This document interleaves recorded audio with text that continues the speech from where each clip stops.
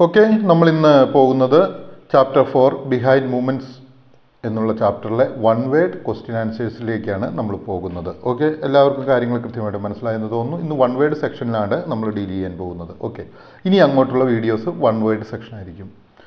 First question: most of the energy produced in the body is utilised by animals for movement and life process.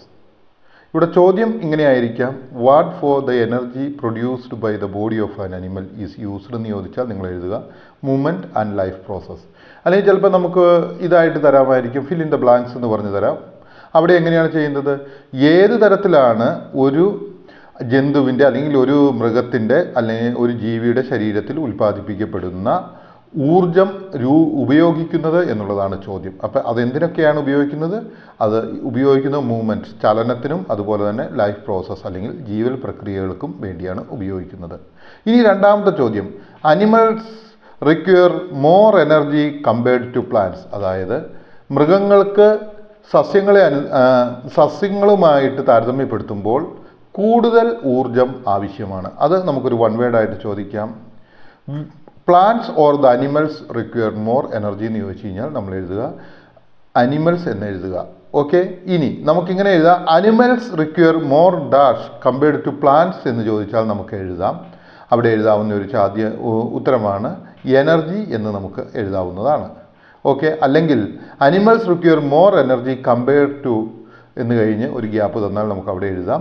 ഒരു filling ചെയ്യാനായിട്ടൊരു place തന്നാൽ നമുക്ക് അവിടെ എഴുതാം. എന്താണ് എഴുതുന്നത്? പ്ലാന്റ്സ് എന്ന് എഴുതാം, അല്ലെങ്കിൽ സസ്യങ്ങൾ എന്ന് എഴുതാം.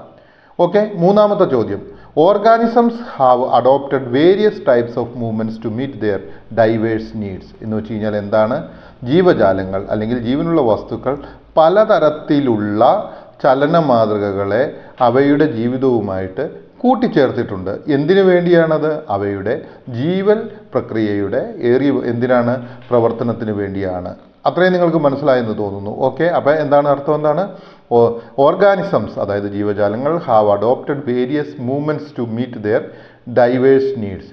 അതായത് ജീവജാലങ്ങൾ അവയുടെ വ്യത്യസ്തങ്ങളായ ആവശ്യങ്ങളെ ഫുൾഫിൽ ചെയ്യുന്നതിന് വേണ്ടിയിട്ട് അല്ലെങ്കിൽ അവയെ നിർവഹിക്കുന്നതിന് വേണ്ടിയിട്ട് വ്യത്യസ്തങ്ങളായ ചലന മാതൃകകളുമായിട്ട് അവ പൊരുത്തപ്പെട്ടിട്ടുണ്ട്. ഓക്കെ, ഇനി നാലാമത്തെ ചോദ്യം: movements in living world are. അതായത് ജീവജാലങ്ങളിൽ ഉള്ള ചലനങ്ങളെ എന്നിട്ട് മൂന്നായിട്ട് നമുക്കിവിടെ തരംതിരിക്കുവാനായിട്ട് സാധിക്കും. മൂവ്മെൻറ്റ്സ് ഓഫ് മൈക്രോ ഓർഗാനിസം, അതായത് നമ്മളുടെ നഗ്നനേത്രങ്ങൾ കൊണ്ട് കാണുവാനാകാത്ത സൂക്ഷ്മജീവികളിലുള്ള ചലനങ്ങൾ.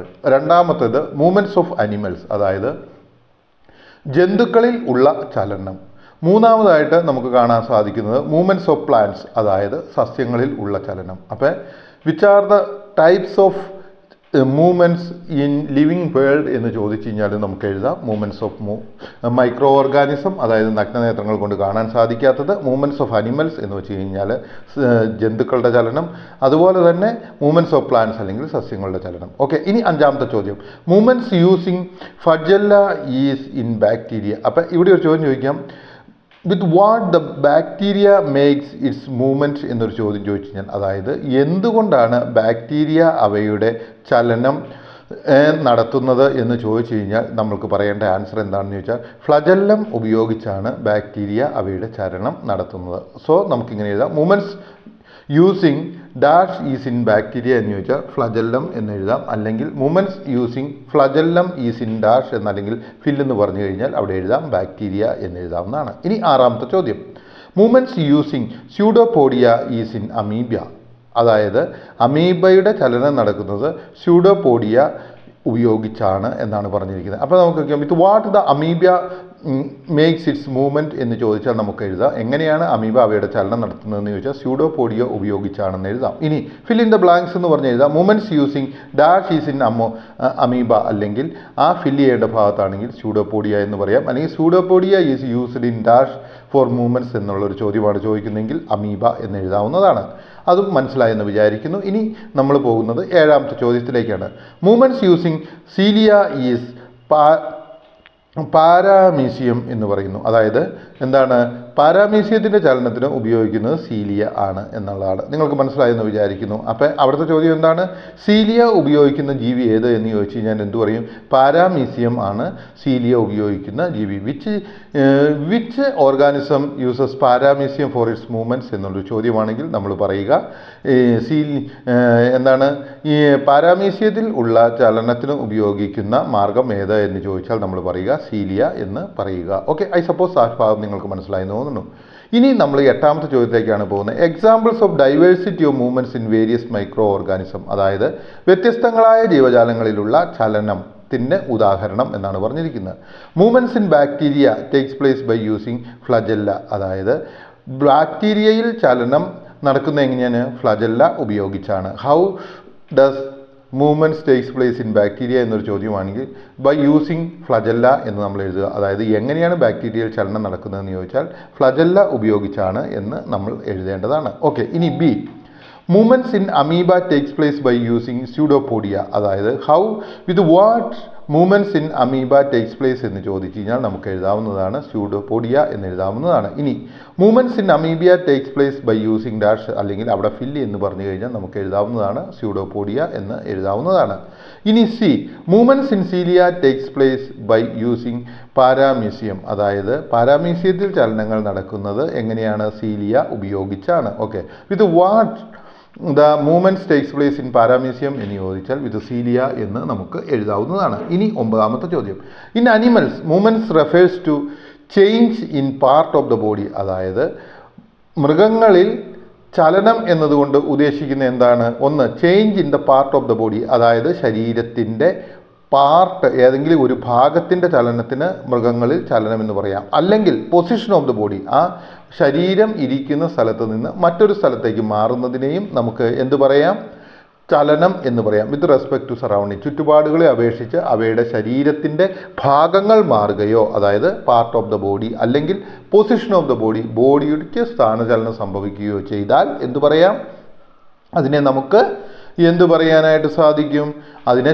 മൃഗങ്ങളിൽ നടക്കുന്ന ചലനം എന്ന് പറയുവാനായിട്ട് സാധിക്കും. ഇനി 10ാമത്തെ ചോദ്യം, seed germination and change in part of the plant according to stimuli are examples of plant movements. അതായത് ഡാഷ് എന്താ പറയുന്നത്, നമുക്ക് സീഡ് ജെർമിനേഷൻ, അതായത് സീഡ് ജെർമിനേഷൻ എന്ന് വെച്ച് കഴിഞ്ഞാൽ എന്താണ്, വിത്തുകളുടെ മുളയ്ക്കൽ, and change in the part of the plants according to stimuli, അതായത് വിത്തുകളുടെ മുളയ്ക്കലും അല്ലെങ്കിൽ മുള പൊട്ടി വരുന്നതും അതുപോലെ തന്നെ അവയുടെ ശരീരഭാഗങ്ങൾ മാറുന്നതും അനുസരിച്ച് സ്റ്റിമുലി അല്ലെങ്കിൽ ഉദ്ദീപനങ്ങൾക്കനുസരിച്ച് മാറുന്നതും എന്താണ്, പ്ലാന്റ് മൂവ്മെൻറ്റ്സ് ആണ് അല്ലെങ്കിൽ സസ്യത്തിൻ്റെ ചലനമാണ്. അപ്പം വാട്ട് ഈസ് പ്ലാന്റ് മൂവ്മെൻറ്റ്സ് എന്ന് ചോദിച്ചു കഴിഞ്ഞാൽ seed germination and the change of part of the plants according to stimuli എന്ന് പറയുക. 6 എക്സാമ്പിൾ അവ രണ്ടുമാണ് എന്തിന്, പ്ലാന്റിൻ്റെ ചലനത്തിന് ആവശ്യമായിട്ടുള്ള അല്ലെങ്കിൽ ഉദാഹരണങ്ങൾ എന്ന് നമുക്ക് എഴുതാവുന്നതാണ്. ഇനി 12ാമത്തെ ചോദ്യം, plants do not move from place to place dash does not move from place to place എന്ന് ചോദിച്ചു കഴിഞ്ഞാൽ പ്ലാന്റുകളാണ് അല്ലെങ്കിൽ